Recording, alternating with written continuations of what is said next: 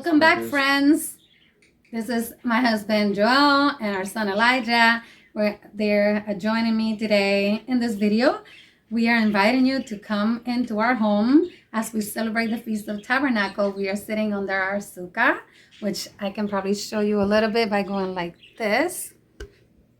Oops, that almost fell down, but it's some of our Sukkot, and we're back here. We've been sitting here.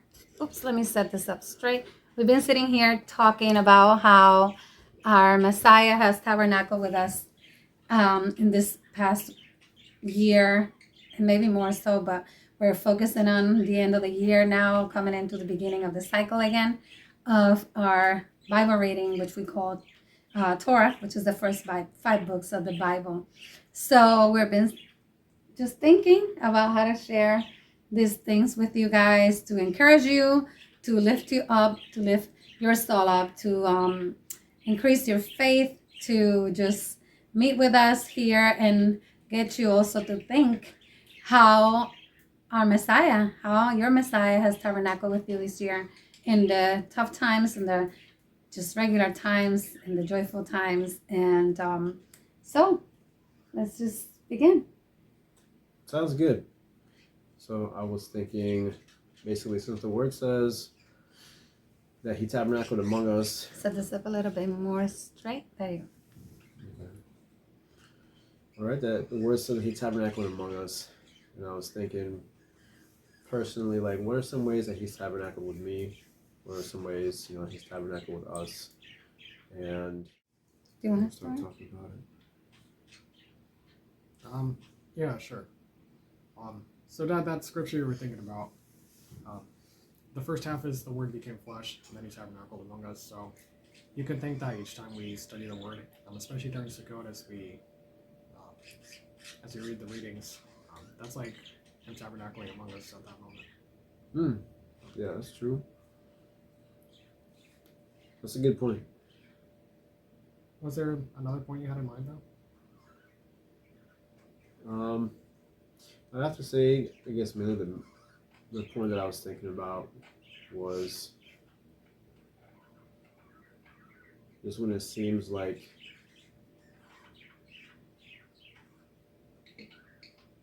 I guess like you're low, or you may feel sometimes like you're alone in something, and he just reminds you that you're not. Like with something like a butterfly or something like that. That's one of the lines of what I was thinking about. I see. Did you have something in mind, Mom? Yeah. For us has been a real journey to see how in the good times and the low times, people call it high and low because there's really nothing bad. Everything works for the greater good of his plan. So we've seen all kinds of things happening this year, which have been, like getting new jobs or getting blessed by some kind of fortune or people or things like that. We also seen the loss of our pets and seeing just things coming alive and things dying. And it's all part of life in the process, but you need to know that he's there with you in all these times when things just happen. And the most important thing is to acknowledge that he's good and he's perfect. And no matter what you're going through, he's always going to work it out. And at the end of maybe at the other side of things, that's when you actually realize that his hand was all over it. And you don't have to really worry or fear, but in the moment, it's really good to remind ourselves that he's there, right? He's there in the midst, always working something out that we might not understand now, and it might even seem like dark or it's just not possible, like he can be there or he can be part of what's happening, but he is, and he's a good God, right? Yeah. You've seen it in your life, right? Yeah. How have you seen it? Just when we make a mistake and it turns out to be for somebody else's benefit. Yeah. Like many things have happened this year that just seems like we are running late, we're doing something wrong, and it turns out to be like a divine appointment with something that could have never happened unless we made that mistake. And so it's just very encouraging to see that, you know? Mm-hmm. Yeah, that's true.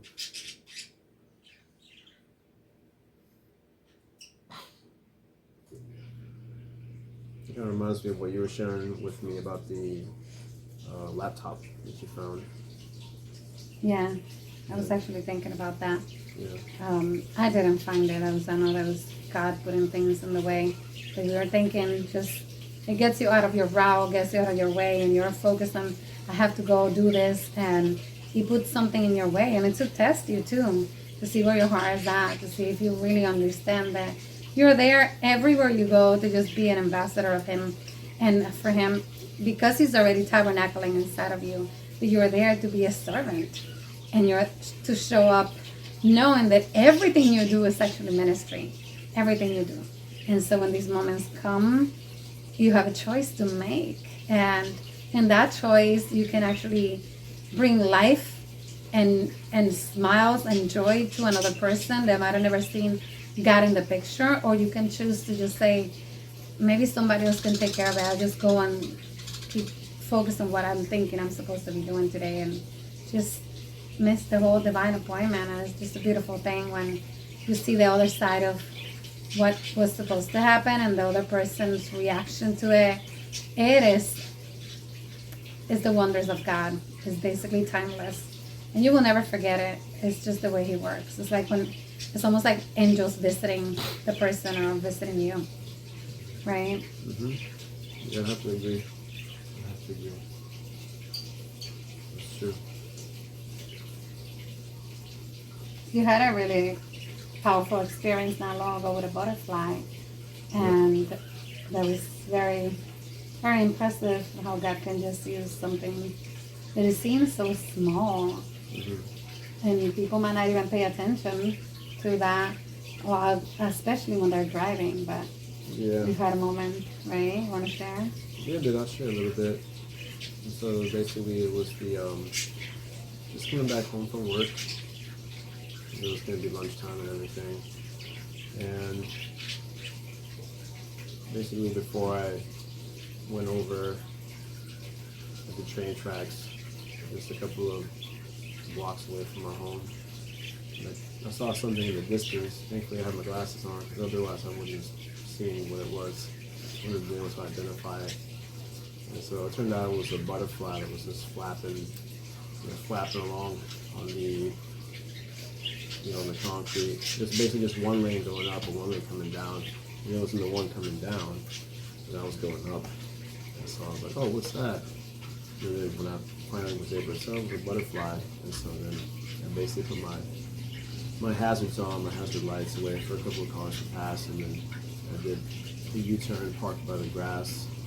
And I was like, the whole time I was like, oh God, don't let anybody squish it, because as I was looking, there were cars passing by, just passing, and the tires almost ran it over. I was like, oh no, please don't let them squish it. And so then thankfully, they didn't squish it, let them squish it, and then I got out of the car, and I ran over and grabbed it, and then when I came in, and I closed the door, it was just like, basically just like overwhelmed by His presence and everything. So I felt my heart just racing. I was hearing and just grateful, thinking about like that's how He loves us.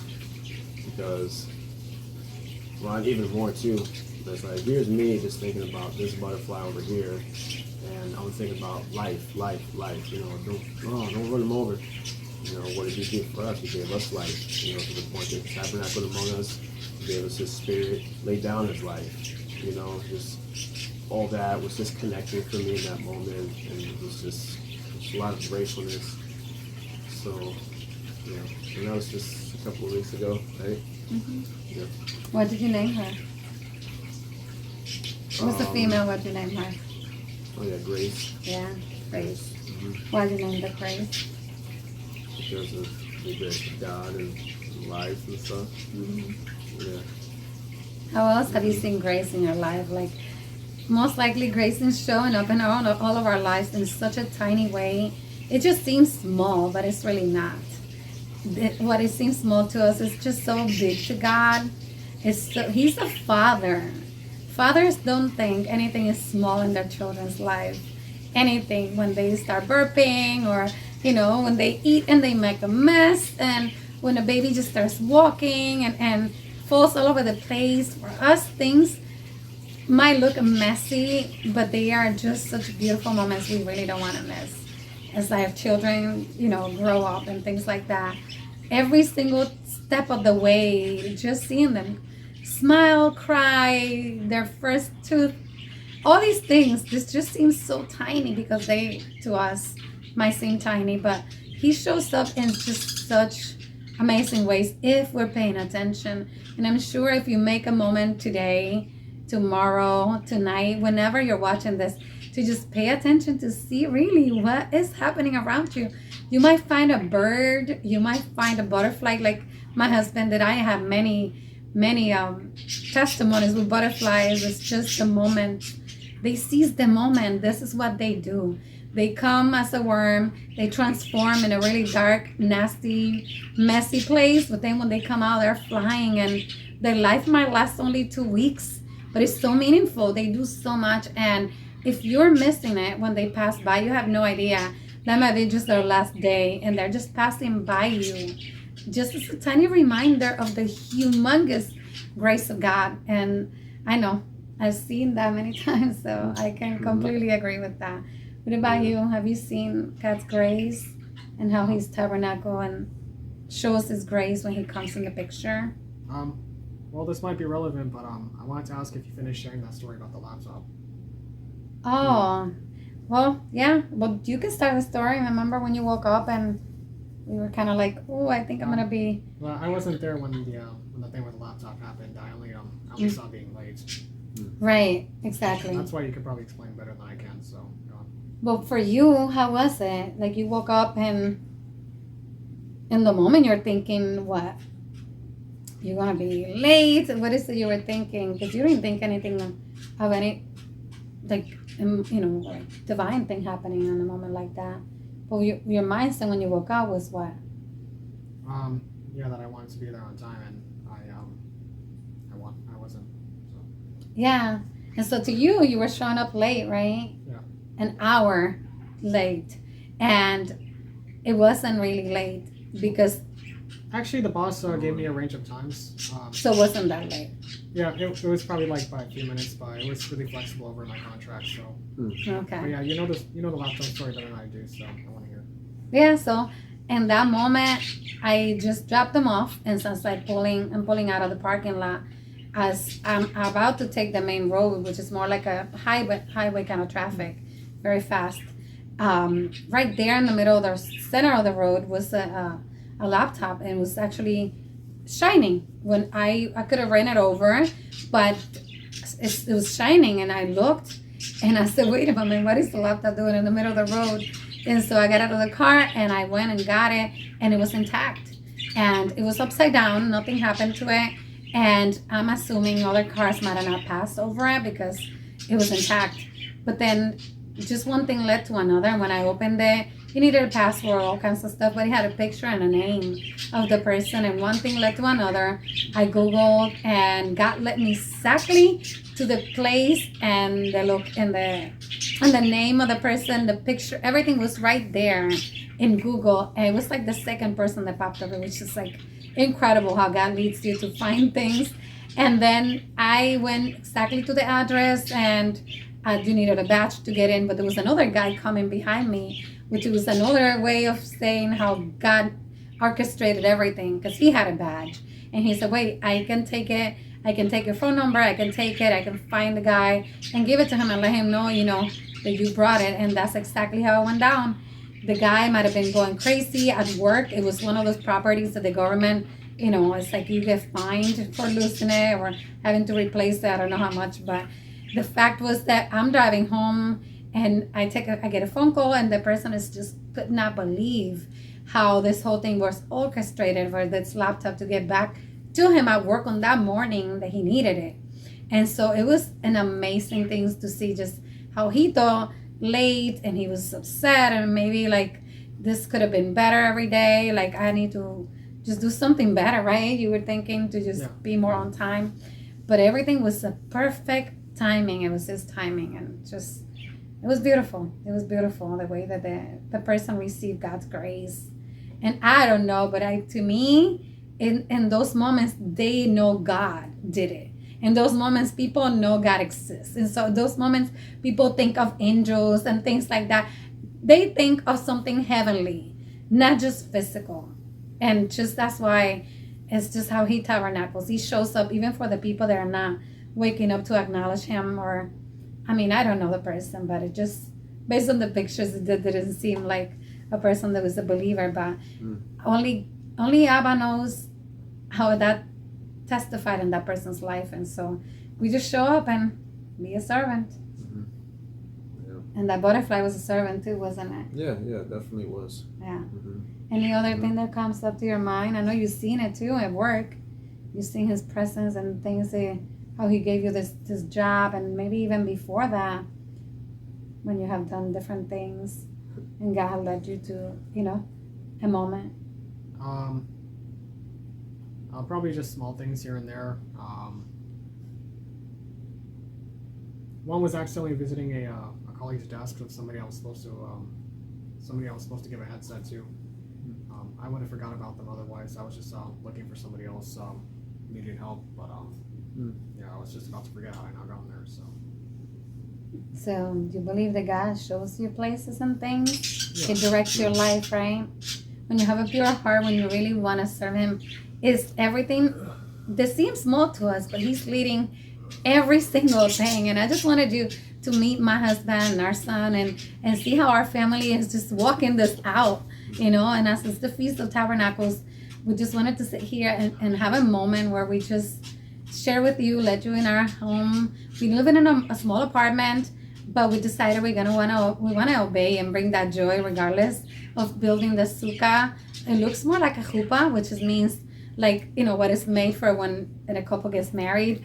But it still have the palm trees. I can show you afterwards, but it's still the amazing thing of how it also represents the cloud of glory where he was in the wilderness with his people Israel.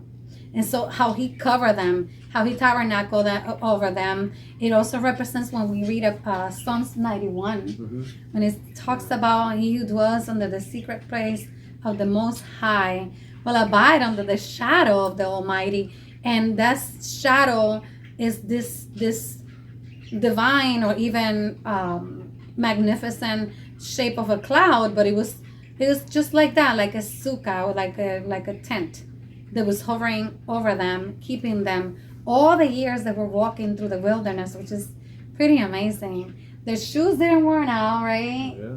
What else? Their clothes never aged and grew with them. There was miracles after miracles. They received, what else did they get in the wilderness? Like, there was so much going on in there.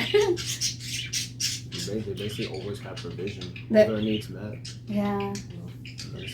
So basically that's what the sukkah represents in this days, as our 7 days of the Feast of Tabernacles. They start from sunset the night before to sunset. And for us, it started on Friday night.